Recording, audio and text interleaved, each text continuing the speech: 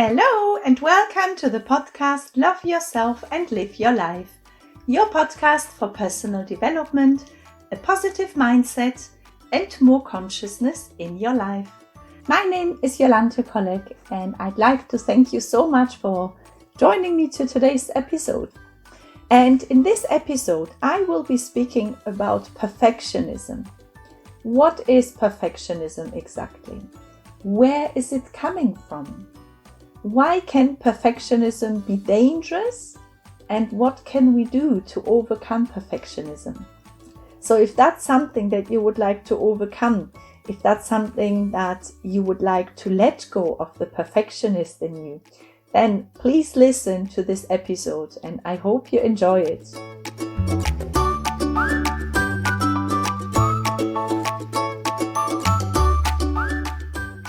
Last week, we had a certain situation with my daughter. And during that situation, she was putting so much pressure on herself. She tried to do something perfect. And as it didn't get perfect as she wanted it, she was so disappointed, so angry with herself. She cried, she screamed, she kept telling all these terrible things to herself. And in that moment, it was a big shock for me, but I realized this is me. This was completely me. Her behavior, what she was showing on the outside, is exactly what I used to do in the past myself. I used to be always so hard with myself. I always put so much pressure, and whatever I did, it was never good enough. It always had to be better, and even if it was already perfect, for me it was still not perfect. I still had to improve. I still had to be better. I have never been satisfied with myself and with my performance. So after seeing my daughter reacting like this, I thought, this has to change. And what it is, our children, they learn from us, they copy us, they mirror us. And I have been working for the last few years on my perfectionism. And maybe you know yourself, you may have as well certain areas of your life where you are wanting to be more perfect than in other areas. Maybe it's one area, maybe it's two, maybe it's three or even more. But surely all of us, we carry the little perfectionist in us. And maybe you recognize the inner voice telling you that you should be better and you have to improve, you're not good enough, and that's what you're doing is not good enough. Or maybe you think you should not do any mistakes. You put all that pressure on you, and maybe you recognize the inner voice that keeps telling you that you should do this better. You are not good the way you are. You have to improve, and this kind of thoughts. And this kind of thoughts, they lead to fear. Fear to fail. Fear to be rejected. Fear to be not loved. Fear to be alone and lonely. And this kind of thoughts, they have started at a very young age, usually at the early stages of our life, where we decided that we wanted to be perfect and we wanted to do things perfect. Because as children, all that we wanted from our parents was love and protection. We were dependent on our parents, so we needed them and we needed their love. And in order to feel that we are loved by our parents or that we are accepted by school, that we are good enough the way we are, we needed praise, we needed attention, we needed positive feedback. So as a child, we thought that if I am perfect, I will not be criticized and I also won't be punished.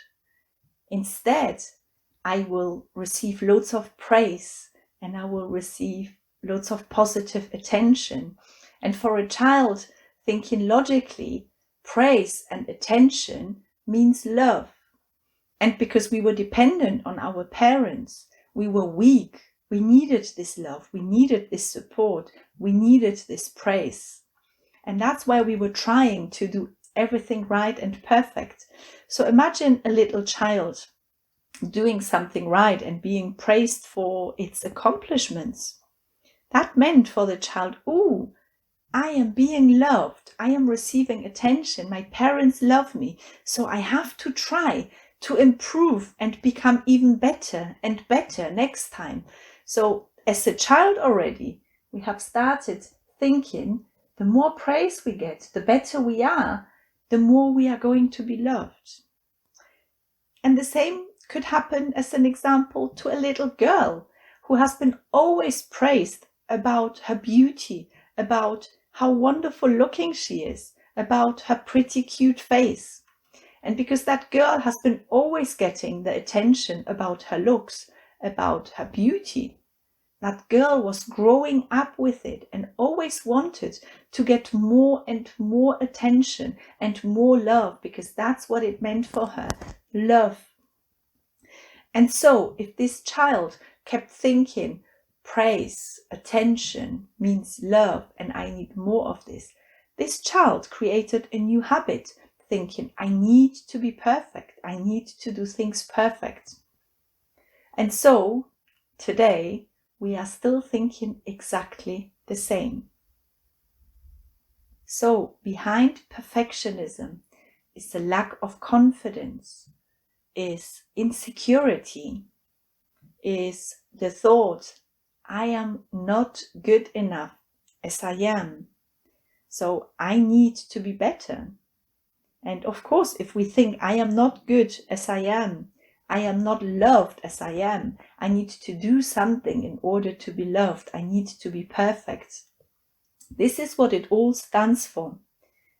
The problem with perfectionism is that it can lead to burnout, it can lead to depression, to stress, to anxiety, and to other mental illnesses.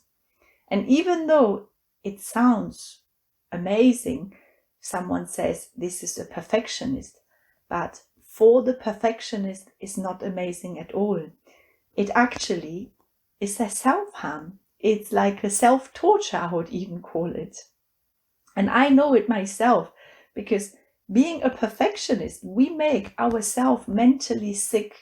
Because as a perfectionist, you really struggle to relax. It's so difficult just to take a break. And as a perfectionist, you just think you have to do it better, and this is not good enough. So you put yourself under so much pressure, and you're very hard with yourself that you cannot relax. You keep thinking that it has to be better. You wouldn't allow yourself to take a break. And the worst is you're never satisfied with yourself and with your performance. You always criticize yourself. You always think you need to do better and better and better.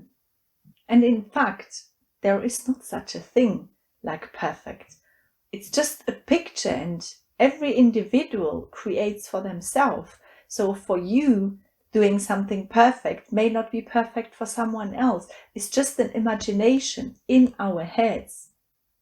So I think we need to realize that it's an expectation that you have from yourself and from your performance, because no one else is expecting you to do things perfect or to be perfect. It's just simply your own expectation.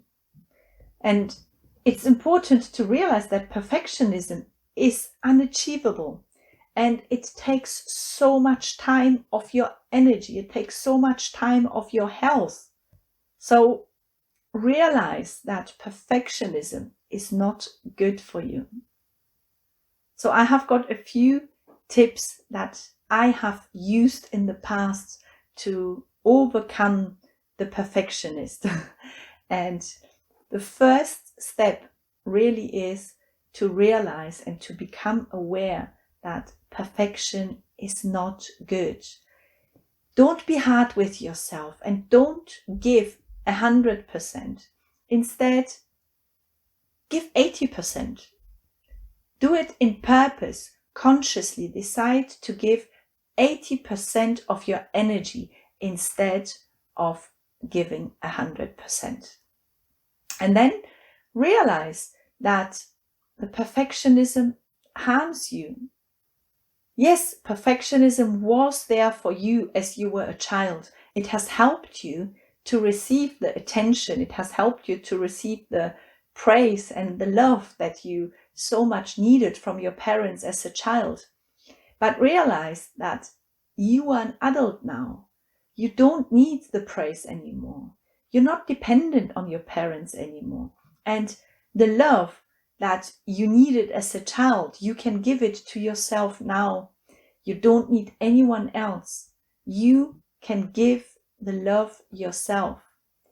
Realize that the perfectionism, you don't need this anymore and that it harms you.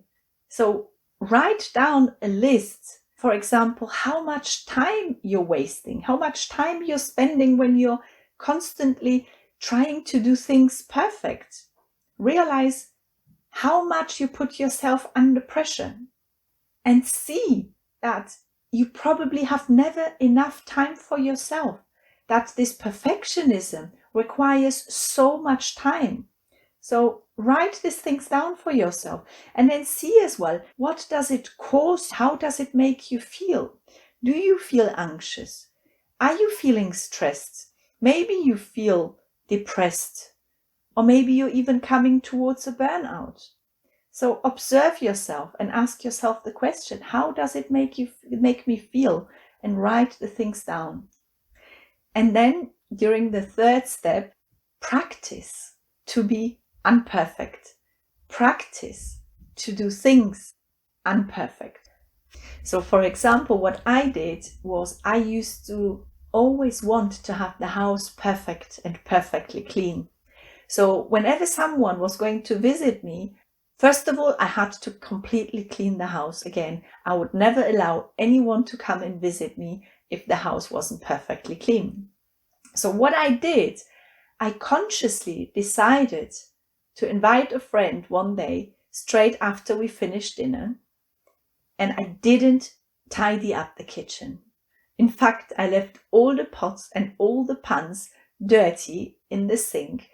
The plates were still dirty on the table, and my friend arrived.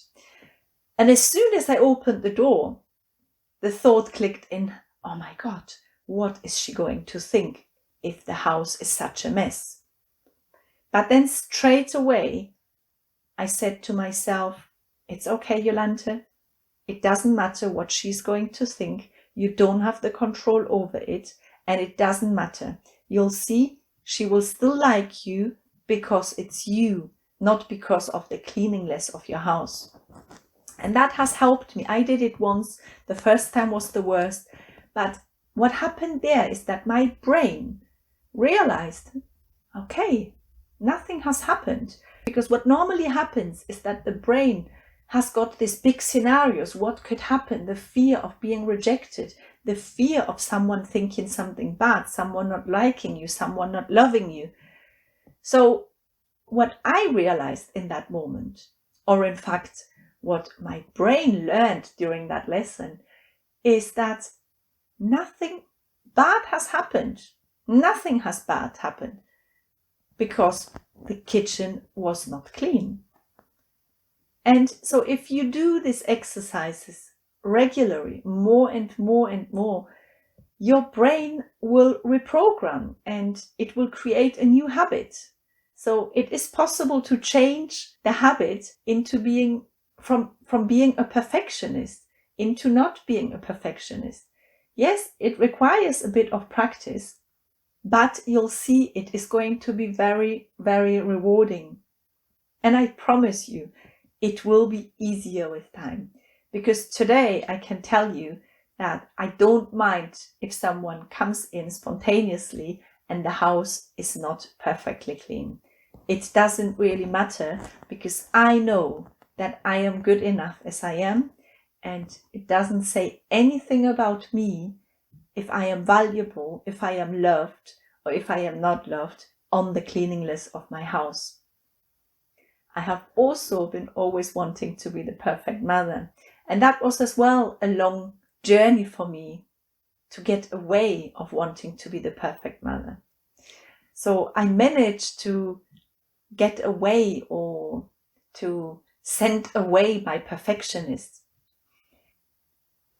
And the last thing that is very, very important to me to share with you is you are already perfect and you are already loved as you are. You don't have to do anything about it. It is you, yourself, who has the power to change. And you are the one who is putting all the pressure on yourself. No one else is expecting it from you. And you are loved the way you are. So keep that in mind, that you are perfect as you are. You don't have to do anything else. You are loved. You are amazing. You are a miracle. You're a gift to this world. Keep that in mind and take it for yourself. And if you have children and you are a perfectionist, it is your responsibility to change it, to change yourself. If you don't want your child to go through the same experiences, to go through the same pain that you are going through, it is your responsibility, it's your job to look after yourself and therefore after your children, because your children, they are going to copy you. So you are the mirror for your family, you are the mirror for your children. And this is really what I can truly encourage you to do for yourself and for your family. Let the perfectionist go. Don't let the perfectionist control your life, control your happiness. It is not worthy. Life is too short, and there is so much more important things in life than trying and wanting to be perfect. So look a little bit closer for yourself. What is the thought behind the perfectionism? What is it for you? What area of your life are you trying to be perfect? Are you trying to do things perfect? And if this is something you would like to work on and you would need a little support from someone, I have availability again for a few new clients in coaching. I am offering free trial coaching sessions. So if you would like to get in touch, simply send me a private message and we can have a chat. I will contact you back. We can see how we can make things work. So get in touch with me and see how much a coaching session can benefit you to create a happier and more fulfilling life for yourself. So I hope this not perfect episode has helped you, and I hope there was one or the other tip for you that will help you as well to overcome your perfectionism.